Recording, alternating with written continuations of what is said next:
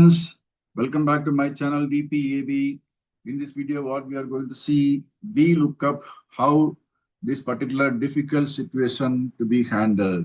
So normally you would have seen this VLOOKUP like this when the unique column, that is key column, is available in the leftmost of the table array. So you will be selecting the table array like this, right?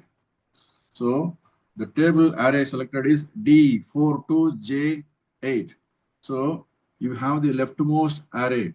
How many elements are there? Here 5 elements are there. P-001, P-002, P-003, P-004, P-005 as product name, product ID. Okay. So if you want the product name, you will be applying the VLOOKUP table like this, right?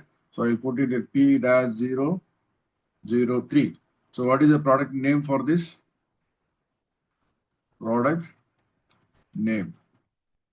Normally we'll be applying the formula like this, equal to VLOOKUP, and select this single reference as your lookup value. Go to the table array, select the table array like this, and your product name is available in the leftmost, from the leftmost column, it is on the second. Okay, so comma 2, comma FALSE, like this, you will be entering this. Okay, so now you are able to observe what is the formula we have just selected here. I will just put it here. Okay, the formula available in this particular cell reference I20. Okay, I20 is equal to VLOOKUP, open bracket, H20, comma, D4 to J8, that is the table array from here to here, and comma 2, because the product name is available in the second column from the leftmost column where the unique data is available, or the key column. Okay, then false. Right, this is how you will be using this VLOOKUP. If you are not able to understand this, please go and see my videos which I have posted earlier. Now, in this particular situation, you are seeing this table. This particular key column or unique data column has come to the rightmost. So, how will you do this VLOOKUP? Fine, you can do it in XLOOKUP. That is not the idea here. We are just going to see, yes, it is possible to do it through VLOOKUP also. How to do that? This particular formula you just see here equal to VLOOKUP H11, and we are using another function called choose. And within the choose, you are having this open bracket starting from here and open bracket ends here. I mean, it's closing bracket ends here.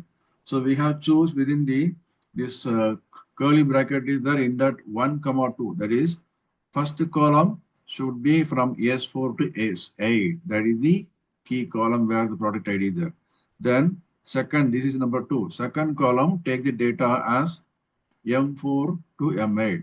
That means we are just creating a new table by using this function called choose. Choose these columns as 1 and 2. There are 2 columns.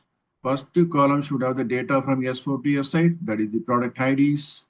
And the second column should have the data from M4 to M8. That is the product name here. Then this particular table array is now formed. Okay. Now comma 2, comma false. Run this. Now this is the helper type of table we have just made it. There is only 2 columns here. First column is product ID. Second column is product name. So now obviously number 2 is going to work it out here. So we are just getting it. Okay. Now instead of this P-001, it is Apple is coming. Just check it now. P-003. I'll put it. So P-003 you are getting here as coconut oil, because these you are able to see here this particular reference is coming from H11. Just see here H11 is where the P-003 is available. For this value, what is the product name? Then choose column 1, 2. So we have just found this S4 and S8 as first column and M4 to M8 as second column here, and then applying the column index number 2 and then false. Fine. This is how this particular situation you have to use VLOOKUP. So thank you very much for watching this video on this particular trick. And if you are liking this video, please go and subscribe my video channel DPAB, press the like button and write the comment. Thank you very much. Take care. Bye.